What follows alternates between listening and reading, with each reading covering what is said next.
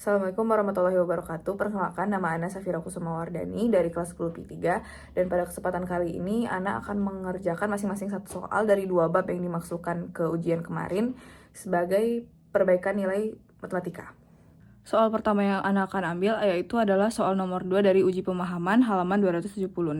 Yang dimana dapat kita lihat terdapat tabel yang berisikan nilai dan juga frekuensi. Kemudian yang ditanya yaitu adalah modus dari data pada tabel di atas. Kemudian untuk mencari sebuah modus dari data kelompok, kita akan menggunakan rumus yaitu modus sama dengan TB ditambah dalam kurung D1 per D1 plus D2 tutup kurung dikali panjang interval. Kemudian kita akan mencari D1, D2, dan juga TB-nya. Diketahui untuk mencari TB kita harus mengetahui frekuensi nilai dari frekuensi yang paling tinggi, yaitu frekuensi 24, kemudian nilainya ada 71. Maka dari itu untuk mencari TB kita bisa mengurangkan 71 dengan 0,5 sama dengan 70,5. Maka kita akan mendapatkan TB. Kemudian untuk mencari D1 dan D2 perlu cukup mengurangi nilai frekuensi yang tertinggi dengan yang di atas dan di bawahnya. Untuk mencari D1, kita dapat mengurangi 24 dikurang dengan 14. Dan untuk mencari D2, kita dapat mengurangi 24 dengan 19. Maka dari itu, hasil dari D1 adalah 10 dan D2 adalah 5. Kemudian setelah mendapatkan TB, D1 dan D2, kita perlu mencari panjang interval. Untuk mencari panjang interval, kita dapat mengurangi selisih dari nilai yang ada di tabel berikut, yaitu 10. Setelah kita mendapatkan semua ini, kita dapat memasukkannya ke dalam rumus untuk mencari modus. Sama dengan TB tambah D1 dalam kurung D1 per D1 tambah D2 dikali panjang interval. Kita masukkan TB-nya sebanyak sebesar 70,5, kemudian D1-nya 10, D1-nya 10 ditambah D2-nya 5, dan panjang intervalnya sebanyak 10.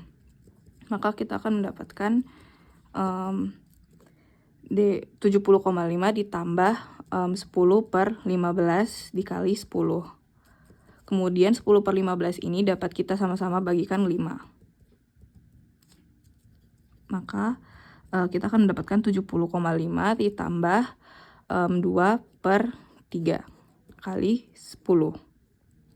Kemudian kita ubah pecahan ini dalam bentuk desimal, sehingga menjadi 70,5 ditambah 0,67 kali 10. 70,5 ditambah 0,67 dikali 10 sama dengan 6,7, sehingga dijumlahkan 70,5 ditambah 6,7 sama dengan 77,2. Maka hasil yang kita dapatkan yaitu jawabannya C. Kemudian untuk bab peluang, Ana akan mengambil soal nomor 4 dari latihan soal akhir bab halaman 361. Lalu diketahui banyaknya bilangan ratusan yang dapat disusun dari kumpulan angka 0, 1, 2, 3, dan 4 apabila tidak ada angka yang berulang adalah titik-titik. Karena dia ratusan, berarti kita akan memerlukan 3 buah bilangan. 2, 3. Yang dimana kotak pertama ini berisi untuk menyatakan bilangan ratusan, yang ini puluhan, dan yang ini satuan. Karena yang di sini ratusan, maka kita akan menggunakan angka 1, 2, 3, dan 4. Kenapa kita tidak menggunakan 0? Karena 0 tidak bisa dijadikan angka ratusan. Kemudian di sini ada 4 buah angka, jumlahnya ada 4 buah. Kemudian misalnya kita sudah menggunakan angka 4. Maka dari itu kita hanya akan menggunakan angka 0, 1, 2, dan 3. Di sini kita boleh menggunakan 0 karena dia sudah menyatakan puluhan. Maka dari itu di sini jumlah angkanya ada 4 juga. Kemudian misalnya kita tidak akan menggunakan angka 0 lagi. Maka kita akan menggunakan angka 1, 2, dan 3. Maka dari itu jumlah dari angka ini adalah 3. Kemudian kita akan kalikan angka 4 kali 4 dan juga 3 ini. 4 kali 4 sama dengan 16, dikali 3 sama dengan 48. Maka hasil akhirnya adalah 48, jawabannya adalah B. Baik, mungkin itu saja dari Ana.